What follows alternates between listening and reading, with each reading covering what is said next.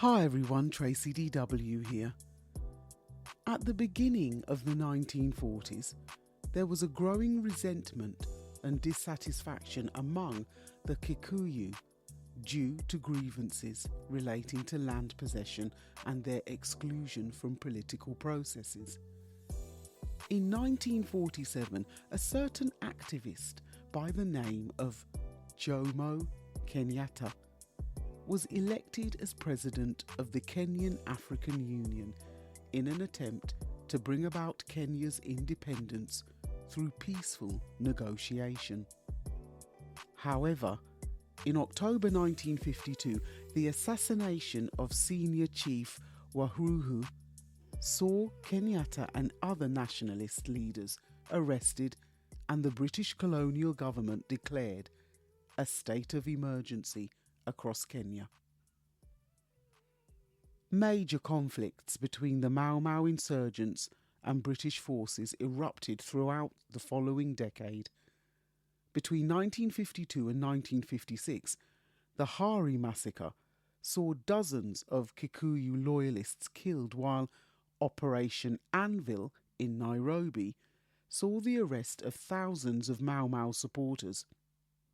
While forcible resettlement of much of the Kikuyu people was orchestrated in order to isolate and cut off Mau Mau's support, British Colonial Secretary Alan Lennox Boyd offered an amnesty, which was largely ignored, but led to the capture of Dedan Kimathi, a leading Mau Mau insurgent.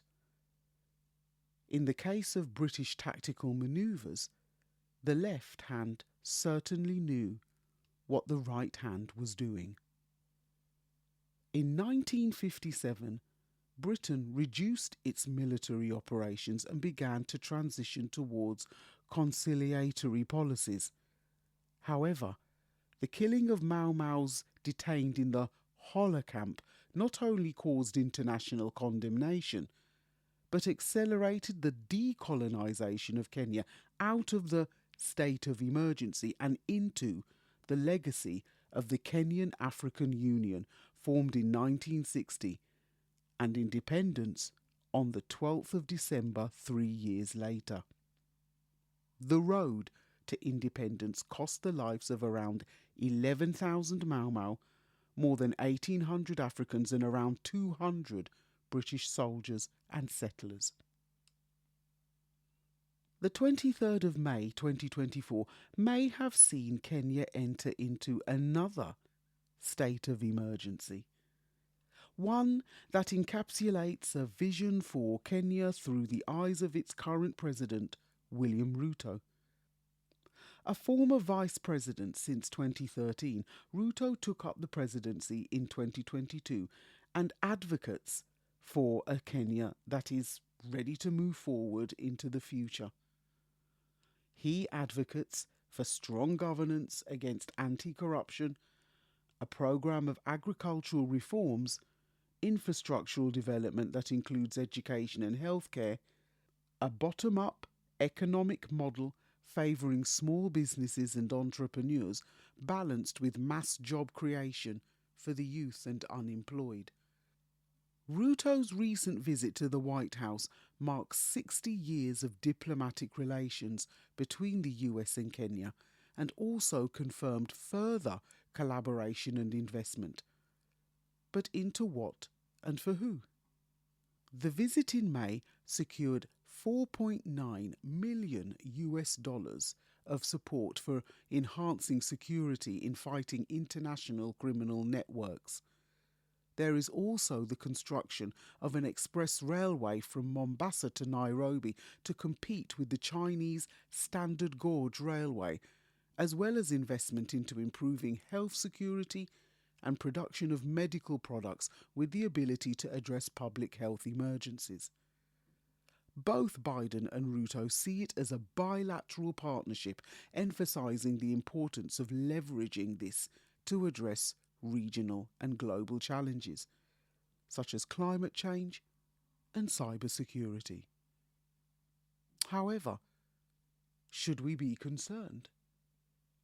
And should we be concerned about the flow of things and, more importantly, our work flow? Doing this podcast is one of many states of flow that I have to manage, and if, like me, you love your coffee but you need more than the caffeine spikes to get you into your state of flow for your day, there's a healthier way to absorb caffeine that can lower your cortisol levels and avoid that caffeine crash in the middle of the day, where you experience that feeling of tiredness and burnout, which I experience all too often. Well, when I take Magic Mind, it's like a mental performance shot.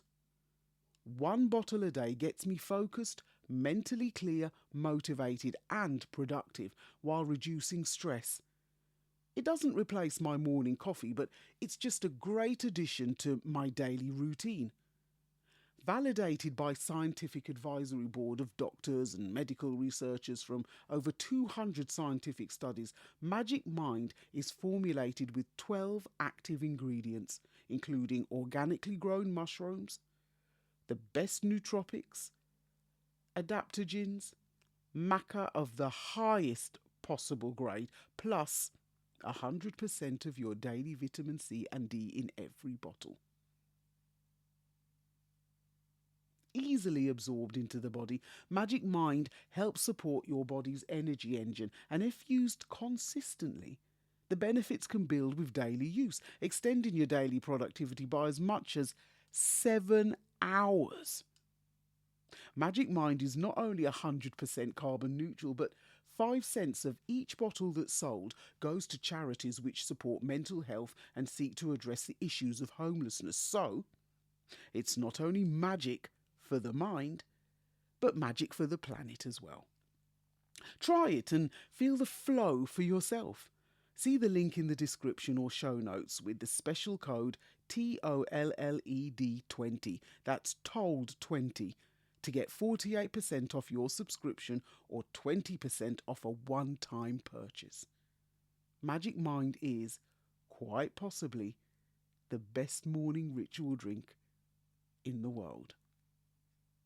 So let's head back to the flow of our podcast. And we ask the question, should we be concerned?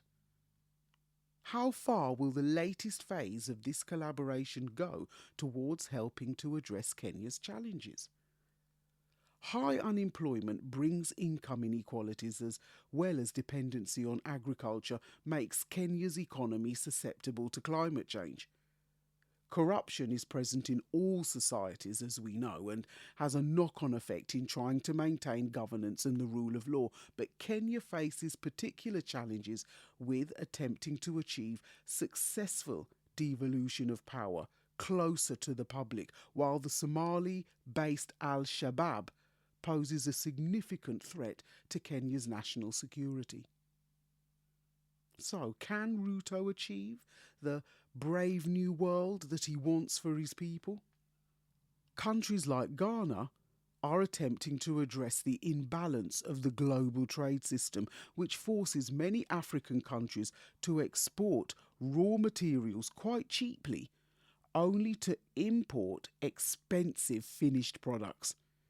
Since 2020, Ghana's president, Nana Akufo-Addo, has sought to address this imbalance by increasing their output of manufacturing chocolate products directly from the cocoa that they produce.